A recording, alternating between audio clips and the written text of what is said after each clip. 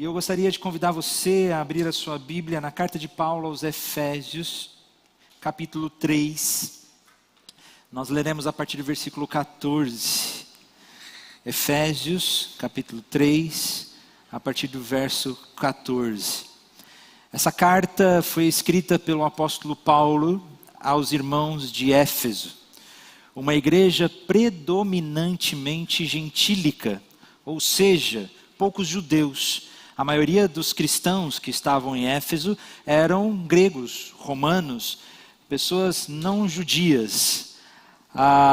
E Paulo escreve a esses cristãos gentílicos, primeiro no primeiro capítulo, no segundo capítulo de Efésios, nos contando a obra do que Cristo fez.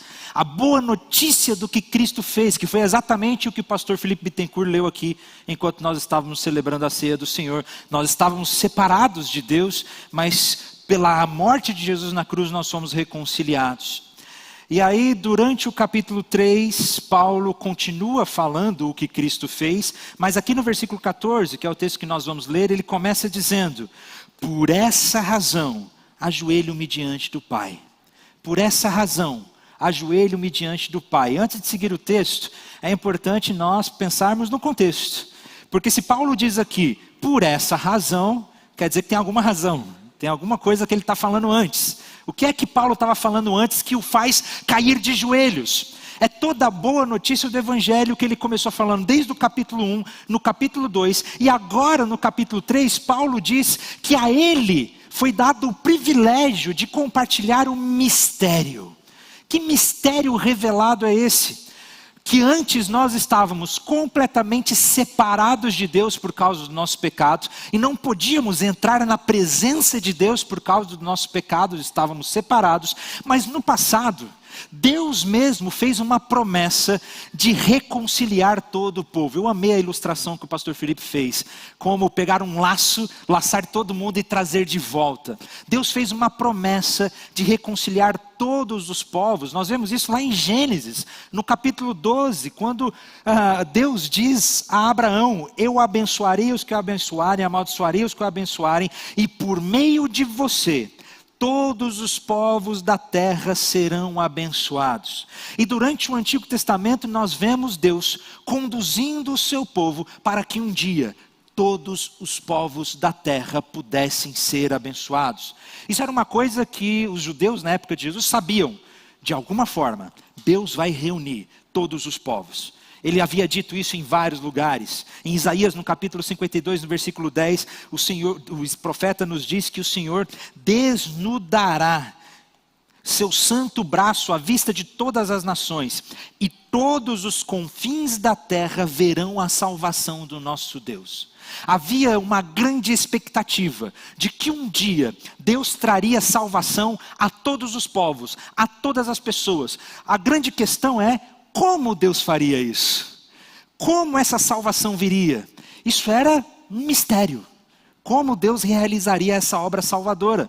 E agora no começo do capítulo 3, Paulo diz que a ele e aos apóstolos foi dado o privilégio de anunciar esse mistério revelado. E qual é o mistério? Esse mistério não foi dado a conhecer aos homens de outras gerações, mas agora foi revelado pelo Espírito aos santos apóstolos e profetas de Deus. Está lá no capítulo 3, no versículo 5 a 6. Significando que, qual é o mistério? Que mistério é esse que foi revelado?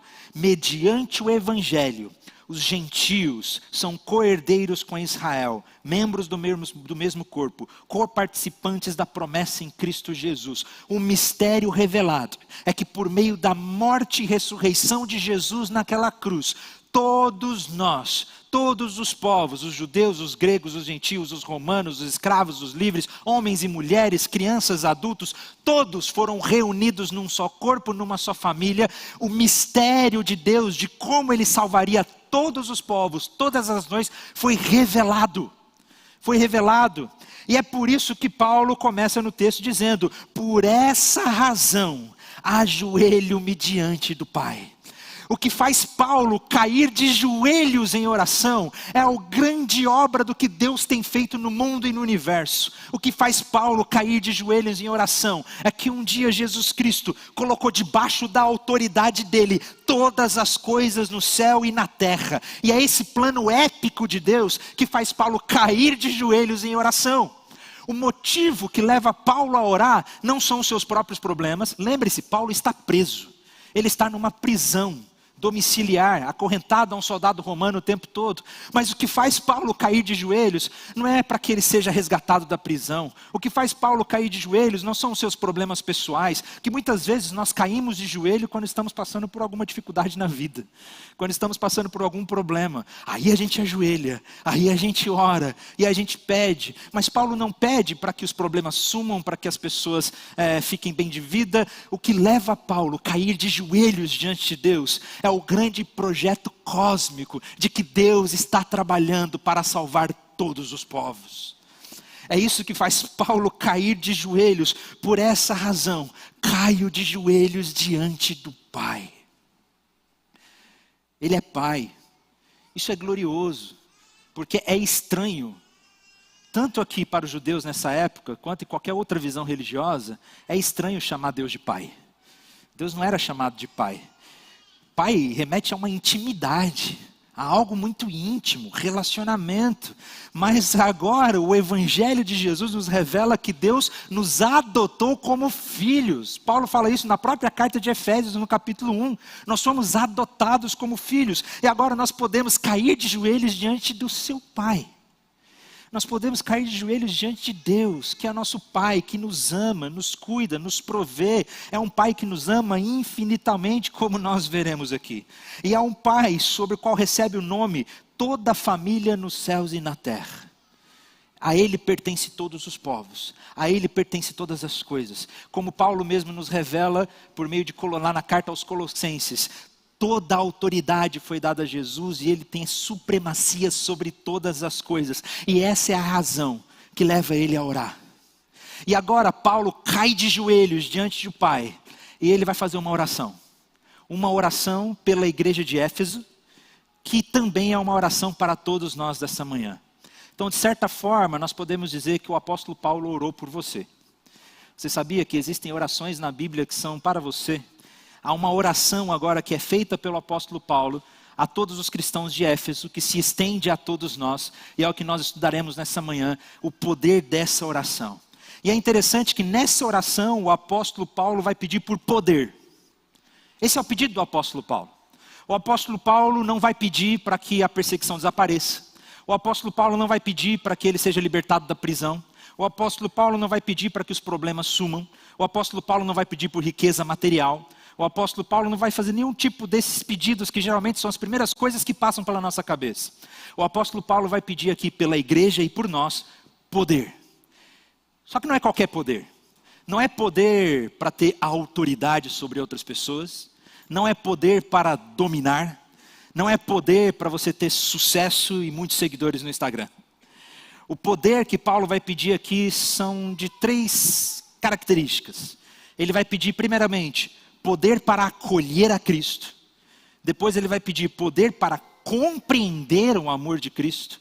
E por último ele vai falar do poder de Deus que atua por meio de nós. E vamos ler essa oração que o apóstolo Paulo faz. Ele cai ele cai de joelho diante do Pai, por todas as razões que eu já disse. E agora ele faz essa oração. Oro para que com suas gloriosas riquezas Ele os fortaleça no íntimo do seu ser com poder por meio do seu Espírito, para que Cristo habite no coração de vocês mediante a fé. O primeiro pedido do apóstolo Paulo é poder para que Cristo habite em nossos corações. Paulo diz que eu oro para que o Espírito Santo dê as gloriosas riquezas de Deus. Gloriosas riquezas. Não há riqueza maior do que a presença do próprio Deus. Não há riqueza maior do que a glória do próprio Deus. Nosso coração, em muitos sentidos, está em busca de alguma riqueza. De alguma coisa que nos traga significado. De algumas coisas que faça com que a nossa alma sinta em paz. Alguns colocam essa riqueza no valor financeiro, no dinheiro. ou na família, ou qualquer outra coisa que nós busquemos para poder satisfazer o anseio da nossa alma. E Paulo diz que o poder para transformar a nossa alma e o poder para saciar a nossa fome vem das gloriosas riquezas dos céus, da glória de Deus, da presença de Deus. Ele ora para que o Espírito de Cristo os fortaleça com poder, por meio do seu Espírito, no íntimo do vosso ser. A oração do apóstolo Paulo é, antes de tudo, para que no fundo, no íntimo, lá no seu coração, o Espírito Santo tenha poder de entrar e transformar. Essa é a verdadeira transformação que nós precisamos, de dentro para fora, no íntimo do nosso ser, uma transformação do coração. Nós não somos motivados ou movimentados por aquilo que a gente sabe.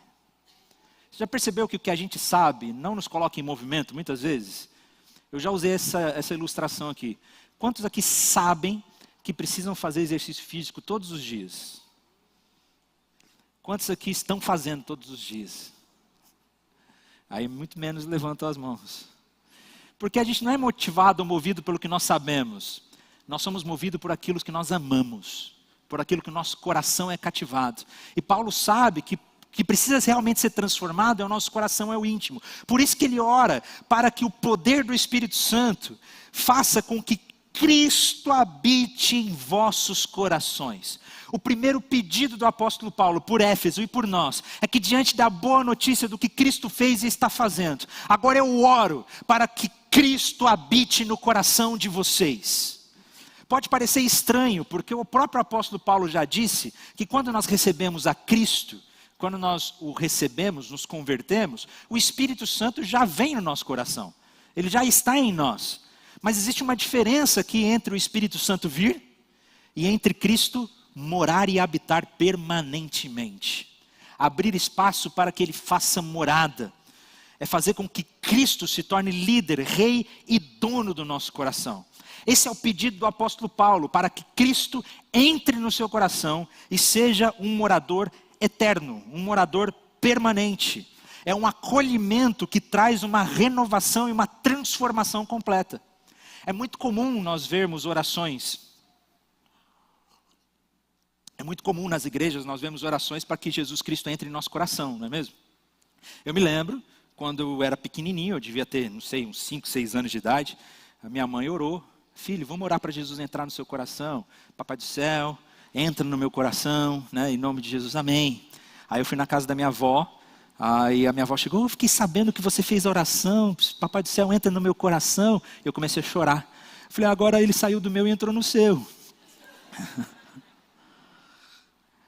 Só que eu fiz essa oração quando era criança, mas a minha verdadeira experiência com Jesus, quando Ele realmente passou a habitar no meu coração, eu tinha 16 anos de idade. Porque o que Jesus deseja não é só que você faça uma oração para que Ele entre no seu coração. O que Paulo está orando aqui é para que Cristo domine o seu coração. Para que Ele reine. Para que Ele se hospede, não como um hóspede, mas como um morador de verdade. E é diferente quando a gente recebe um hóspede em casa e quando a gente recebe um morador definitivo. Não é diferente? Quando a gente recebe um hóspede na nossa casa, não precisam ser feitas muitas mudanças. Eu estou recebendo hóspedes nesse momento. A minha irmã, meu cunhado, estão ali, ó. Junto com a minha sobrinha, vieram lá de Minas, estão passando uma semana comigo, lá em casa. A gente fez algumas pequenas mudanças, colocamos uma cama no quarto de visitas, porque a gente não tinha uma cama no quarto de visitas. Mas não precisa fazer muitas mudanças. Eles não tiraram as roupas das malas, está lá nas malas, né? Porque é algo provisório.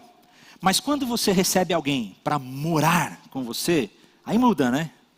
As coisas mudam. A dinâmica da vida muda, a rotina muda. Agora imagine que Jesus não deseja ser apenas alguém que está morando no quartinho dos fundos da sua casa. Paulo está orando aqui para que Jesus venha morar no seu coração e ser dono do seu coração. E se Jesus vai ser dono do seu coração, transformações devem acontecer e vão acontecer, e nós precisamos permitir que isso aconteça. Quando eu era solteiro, eu morava num apartamento que, se vocês fossem, algumas pessoas aqui conheceram meu apartamento na época de solteiro. Era apartamento de solteiro mesmo. Eu tinha um sofá pequeno, velho, assim. Eu tinha uma TV grudada na parede, não tinha rack na época. Aí eu tinha uma cama, uma pequena mesa, um micro-ondas e um fogão, uma geladeira. E a casa era assim, não tinha mais nada. A cortina era um cobertor que estava na janela. O roteador do Wi-Fi ficava no chão. Sabe uma coisa? A casa de solteiro. Aí eu me casei. Deus é bom, né? Fez milagre na minha vida. Eu casei. E aí, como o apartamento já era meu, ela veio morar comigo. E quando a Paula chegou para morar lá em casa, aí mudou tudo. Aí veio cortina, veio tapete, veio rack, veio cozinha planejada, aí veio flor, veio o banheiro organizado. As coisas ficaram maravilhosas. Mudou a casa completamente. A dinâmica de receber alguém para morar lá em casa mudou tudo. É inevitável que, se Paulo ora aqui para que Jesus habite em nosso coração, transformações completas devem acontecer. O que Jesus deseja é entrar na sua casa, na casa do seu coração, olhar para essas paredes sujas, horríveis e velhas, manchadas pelo egoísmo, e substituir por uma nova pintura chamada amor. O amor de Deus. Jesus quer olhar para os telhados que já estão escuros, manchados, pelo o medo da morte, e quer repintar, limpar, lavar com a esperança da ressurreição. Jesus quer pegar o piso e o carpete que já está manchado por anos de imoralidade e substituir por pureza, por beleza, por gentileza. Os móveis de idolatria e substituindo um por brilhantes que adoram a Jesus acima de tudo. Jesus deseja habitar no seu coração e transformar completamente. É isso que acontece com o poder do Evangelho. Clamar para que Cristo entre no nosso coração é clamar para que tenha mudança completa. Para que tudo seja transformado com a autoridade dele. Permita que Jesus entre naquele quarto sujo, bagunçado, que está lá no seu coração, que você não mostra para ninguém, que está tudo lá o quartinho, bagunça. Não sei quem tem quartinho da bagunça em casa, está lá uma bagunça, você não quer nem ver. Se você está convidando Jesus para entrar e habitar no seu coração, ele vai querer entrar nesse cômodo, limpar essa bagunça, revelar tudo isso, trazer à luz. É isso que acontece quando Jesus habita em nós. E esse é o primeiro pedido da oração do apóstolo Paulo, para que Cristo habite no coração de vocês. Poder para Cristo habitar. Mas o segundo poder que Paulo pede aqui é poder para compreender, para entender o tanto que Deus te ama. Você tem ideia do tamanho do amor de Deus por você? Você tem ideia o tanto que Jesus te ama? Paulo está pedindo em oração para que nós possamos compreender o tanto que Deus nos ama. Oro para que, estando arraigados e alicerçados em amor, vocês possam, juntamente com os santos, compreender a largura, o comprimento, a altura e a profundidade, e conhecer o amor de Cristo que excede todo o conhecimento, para que vocês sejam cheios de toda a plenitude de Deus. Paulo ora para que nós, estando arraigados, ou seja, enraizados em amor, por meio do Evangelho, nós temos raízes em Cristo Jesus, não somos levados apenas por emoções provisórias, mas estamos enraizados na palavra, estamos enraizados nele, no amor de Jesus, alicerçados no amor de Jesus, juntamente com os santos. Isso é interessante, porque a melhor maneira para nós, no dia a dia, ao longo dos anos, irmos entendendo tanto que Deus nos ama, é uns com os outros. É na comunidade, é na igreja, é servindo uns aos outros, ajudando uns aos outros, aconselhando uns aos outros, que ao longo dos anos nós vamos entendendo cada vez mais o tanto que Deus nos ama, o tamanho do amor de Deus. Você nunca vai conseguir entender o tanto que Deus te ama se você estiver caminhando sozinho. É por meio da comunidade, junto com todos os santos, que o amor de Deus muitas vezes é manifestado e revelado. Uns aos outros, por meio da ajuda uns aos outros. E aí Paulo ora, eu oro para que vocês possam entender a largura. O amor de Deus é largo, tão largo, que acolhe todas as pessoas. Do mais pobre ao mais rico, do judeu ao gentio, do escravo ao livre, da criança ao adulto, da mulher ao homem, todos. Não há ninguém na face da terra que fique de fora do amor de Deus. Ele é tão largo, que é capaz de abraçar a todos. E se você está confiando no amor de Jesus, não existe nada que você faça que torne você excluído do seu abraço. O amor de Jesus é tão largo, que nos abraça completamente em todos os lugares. A largura do amor de Deus é enorme. Na verdade, é até redundante falar isso, né? O amor de Jesus é largo o suficiente para acolher a todos. O comprimento do amor de Jesus significa que ele é duradouro. O amor de Jesus não acaba, ele não é condicional. Jesus não é aquela pessoa que te promete amor eterno e te abandona.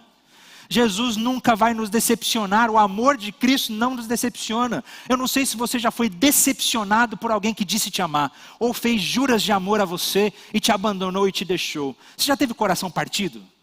Quem é que já teve coração partido? Algumas pessoas já tiveram corações partidos.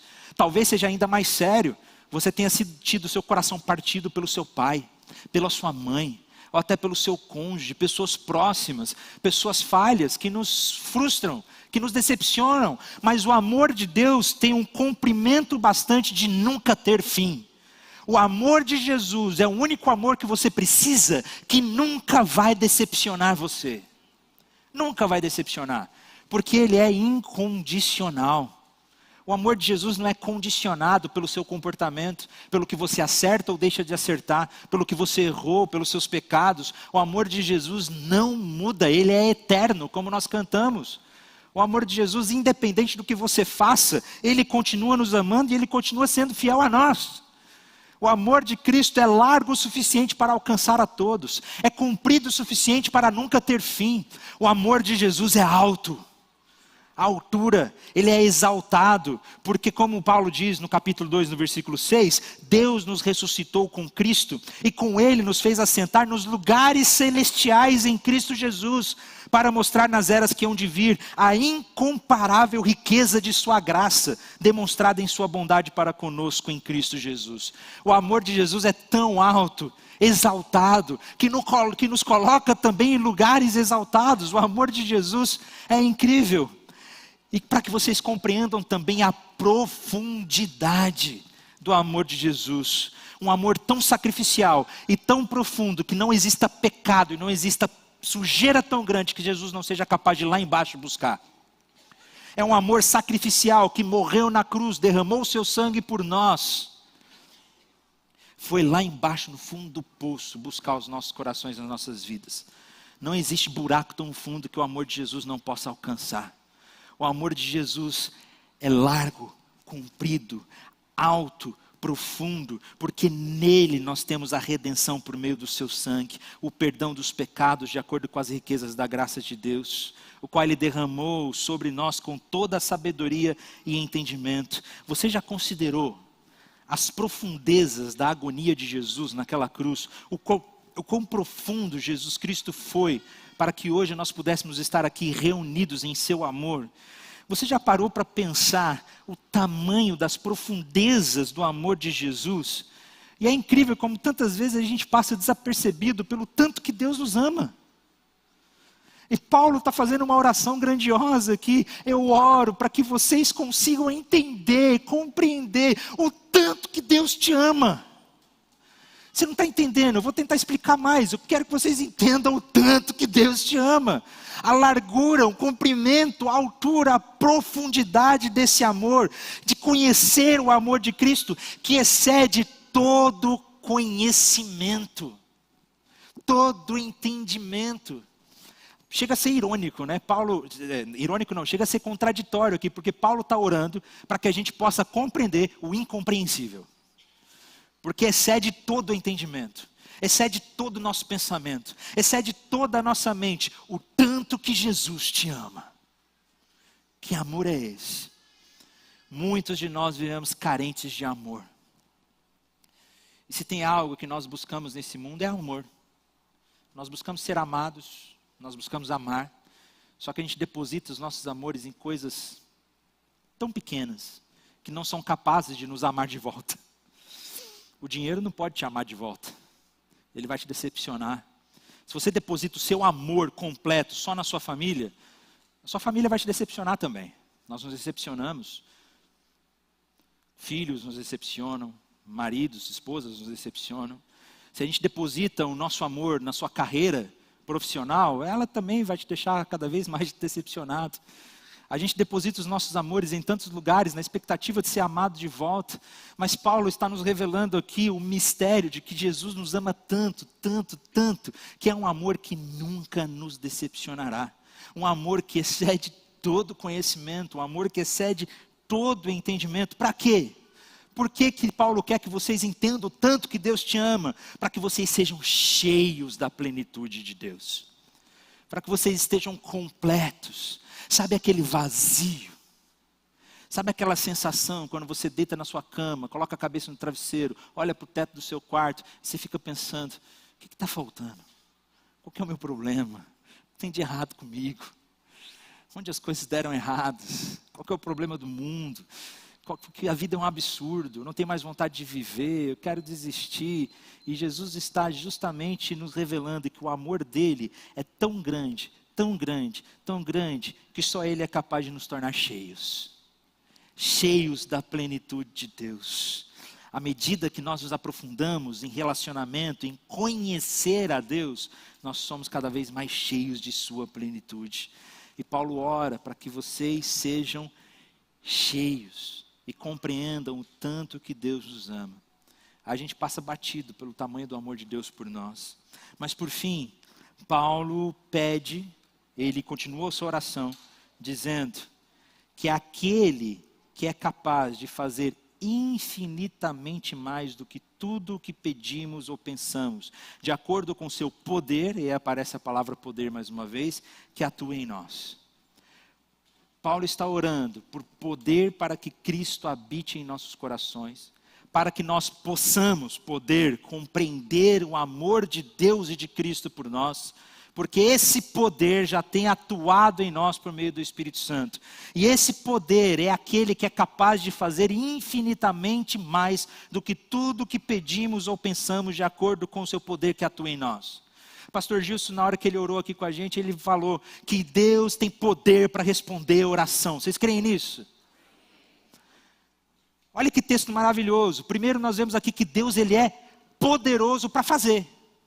Deus não está ocioso, ele não está quieto, ele não está morto, ele não está lá sentado no seu trono olhando para a terra vendo tudo acontecer. Não, Deus é poderoso para fazer. Ele não só é poderoso para fazer, como ele é poderoso para fazer o que nós pedimos. Porque Deus escuta a oração. Nós vemos isso ao longo das Escrituras. Deus é um Deus que ouve. Ele escuta as suas orações. Ele tem desejo de ouvir as suas orações. Ele é poderoso para fazer o que pedimos. Mas não só isso. Deus é poderoso para fazer o que pedimos ou pensamos. Porque Ele conhece o íntimo do seu coração. Pode até ser que o pedido que você está fazendo seja um pedido enganoso. Deus conhece de verdade o seu coração e Ele sabe de verdade o que você precisa e qual é o verdadeiro pedido que você precisa fazer. Ele conhece o íntimo do nosso ser.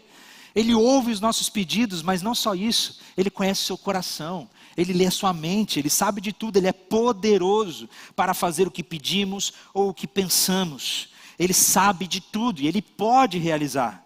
Mas não só isso. Deus é poderoso para fazer mais do que nós pedimos ou pensamos. Sabe por que Deus é poderoso para fazer mais do que nós pedimos ou pensamos? Porque Ele sabe de tudo e as expectativas de Deus são mais altas do que as nossas mesmas. Deus sabe o melhor. E aí eu trago uma primícia para a minha vida. Que Deus sempre responde orações. Você crê nisso? Você crê que Deus ouve oração? E eu digo uma coisa, eu creio que Deus sempre responde orações. Ou Ele responde o que você pede, ou Ele responde o que você pediria, caso você soubesse tudo o que Ele sabe. Ele sempre responde orações. Ou Deus responde o que você pede, ou Ele responde o que você pediria, caso você soubesse tudo o que Ele sabe. O projeto de Deus é muito maior do que o nosso. Pode ser que Ele não responda a oração do jeito que a gente quer, mas Ele está respondendo. Ele sempre responde, porque Ele tem poder e é poderoso para fazer mais do que nós podemos pedir ou pensar. Ele é poderoso para fazer infinitamente mais de tudo que pedimos, porque o poder dele atua em nós. Esse mesmo poder que Paulo está orando aqui. Eu oro para que vocês tenham o poder. poder para receber a Cristo. Eu oro para que vocês tenham o poder de compreender o tanto que Deus te ama. A largura, o comprimento, a altura e a profundidade. E agora eu pergunto, você crê que Deus tem poder de responder oração? Você crê que Deus respondeu essa oração do apóstolo Paulo, ou pode continuar respondendo essa oração que ele fez? Então, meu irmão, eu não tenho dúvida que Deus pode responder essa oração que o apóstolo Paulo fez em nossas vidas, na sua vida. Que diante do que Deus fez, diante da glória, veja, Paulo não pede para os efésios para que os problemas deles desapareçam, Paulo não pede para que eles, pelas circunstâncias, Paulo não pede pelas coisas externas, Paulo pede para que eles tenham o poder de receber a Cristo. Isso é grandioso, que diante do que Deus fez, isso o coloca de joelho diante do Senhor. O que é que te faz cair de joelhos diante de Deus? O que é que tem te levado a orar? É algum problema? São os seus pedidos que muitas vezes é egoísta? Vocês já perceberam que os nossos pedidos de oração são muitas vezes egoístas? Senhor, abençoa o meu dia, o meu trabalho, a minha família, os meus planos, os meus projetos, o meu dinheiro, a minha promoção, o meu trabalho, o meu cachorro. As nossas orações às vezes são egoístas. O que nós aprendemos com essa oração do apóstolo Paulo é que quando nós olhamos para quem Deus é, o que Ele fez e como Ele nos resgatou, como Ele revelou esse mistério a nós, então nós caímos de joelhos pelo que Ele tem feito, porque Jesus fez. E aí nós podemos orar como o apóstolo Paulo. Não há nada melhor do que nós orarmos as orações bíblicas. Você quer, como eu oro? Vamos orar as orações da Bíblia. E essa é uma das orações bíblicas, uma das orações apostólicas que nós temos. E Paulo ora para que nós tenhamos poder. O poder do Espírito Santo que transforma o nosso coração. Poder para que Cristo habite em nossos corações.